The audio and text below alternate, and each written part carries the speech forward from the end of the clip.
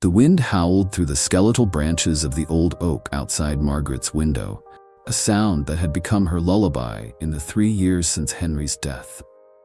At 62, she lived alone in a creaking house on the edge of Brighthollow, a town too small to notice its own decay. Her days were a quiet procession of tea, knitting, and staring at the world beyond her porch, a world that no longer seemed to need her. That was, until the dog appeared. It was late October, the air sharp with the promise of frost, when she first saw him, a wiry, mud-streaked stray with eyes like tarnished coins. He lingered at the edge of her yard, sniffing the ground where she'd tossed stale bread for the birds. Margaret watched him through the kitchen window, her hands paused over a half-peeled potato. He was thin, ribs pressing against his matted black and gray fur, but there was a defiance in his stance, a refusal to collapse under hunger. She named him Shadow before she even realized she'd decided to keep him around. The first night, she left a bowl of leftover stew on the porch. By morning, it was gone, and Shadow was curled up beneath the oak, watching her house like a sentinel. She didn't call to him, she wasn't ready for that. But she kept leaving food. Within a week, he'd claimed the porch as his own, sleeping on an old blanket she'd set out. Within 2, he followed her inside, his nails clicking softly on the hardwood.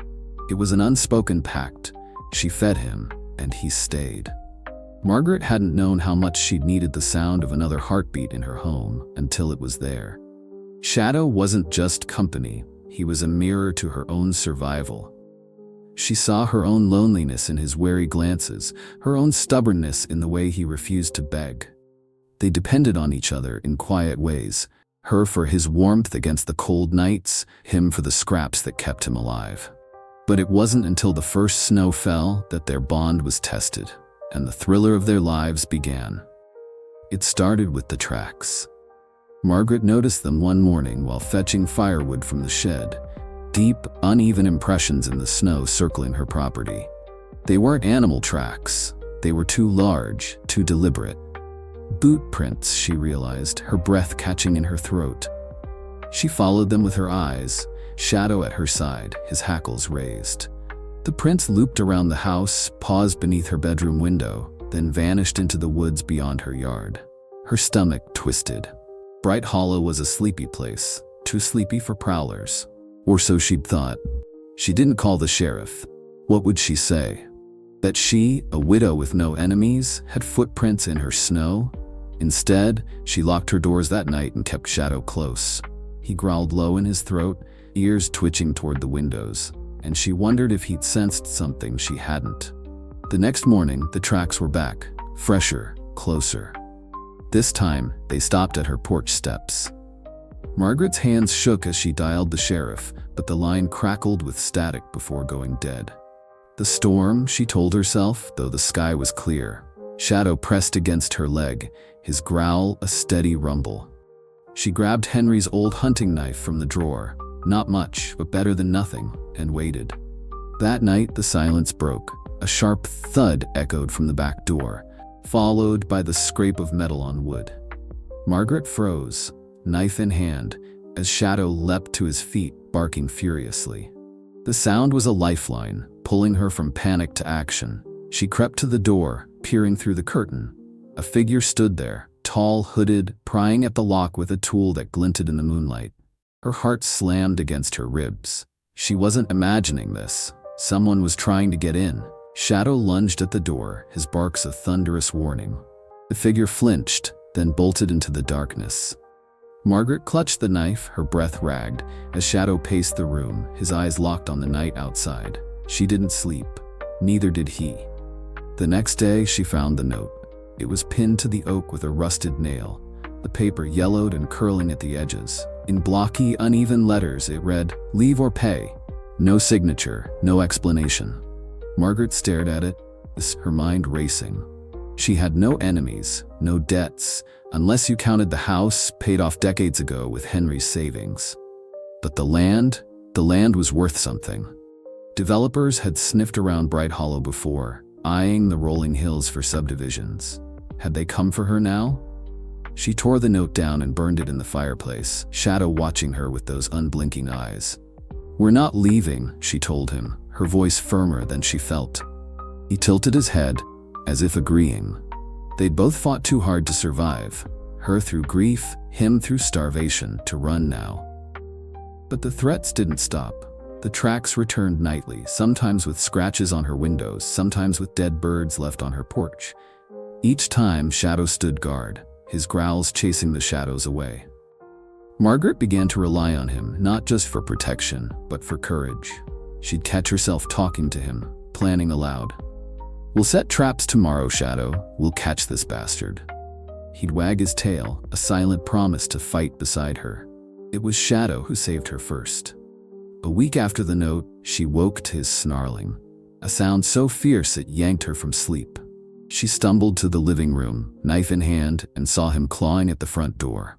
Beyond it, flames licked the porch, gasoline fumes stinging her nose. Someone had doused it and lit the match. Margaret screamed, grabbing a bucket of water from the kitchen, but Shadow was faster. He barreled past her as she opened the door, leaping into the night. She heard a man's shout, a crash, then silence as she doused the fire. When Shadow returned, his muzzle was bloody, his eyes wild. Margaret dropped to her knees, checking him for wounds, but the blood wasn't his. "Good boy," she whispered, tears streaking her face. He'd chased the arsonist off, maybe even hurt him. For the first time, she felt they might win this. But the danger wasn't over. 2 nights later, the power went out. The storm lamps flickered and died, plunging the house into darkness.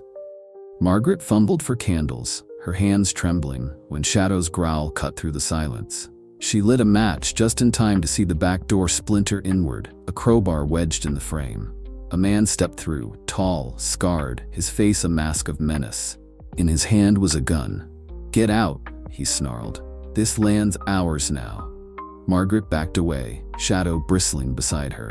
The knife was upstairs. She'd left it after sharpening it, and the phone was dead. She was trapped. The man advanced, his boots thudding on the floor, and raised the gun. "Last chance, old woman." Shadow moved first. He launched himself at the man, teeth sinking into his arm. The gun fired, the shot wild, shattering a window. Margaret dove behind the couch as the man roared, swinging the crowbar at Shadow. The dog yelped but didn't let go, dragging the man down. It was chaos. Barks, curses, the crash of furniture, but it gave her time. She scrambled to the kitchen, grabbing a cast-iron skillet from the stove. The man was on his knees now, Shadow clamped onto his leg, blood pooling on the floor.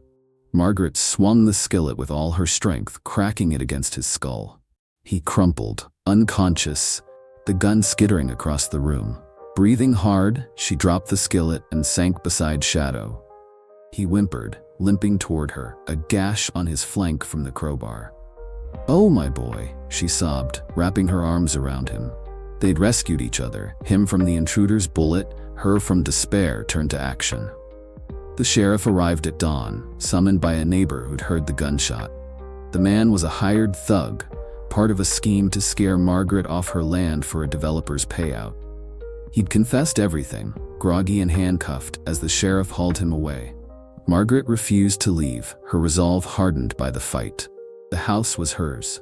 Shadow was hers. She stitched his wound with trembling hands, using an old sewing kit and whiskey for disinfectant. He lay still, trusting her, his head in her lap.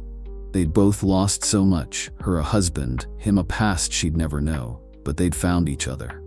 In the quiet that followed, Margaret realized she wasn't alone anymore. Shadow's steady breathing matched her own, a rhythm of survival and defiance. The snow fell again that night, covering the blood and the tracks. Margaret sat by the fire, Shadow at her feet, and whispered, "We're safe now." He looked up at her, eyes gleaming, and she knew he understood. They were more than a widow and a stray. They were a team, forged in the crucible of danger, bound by a love that neither could have foreseen. And in the silence of Brighthollow, their story became legend. The woman who wouldn't break, and the dog who wouldn't leave.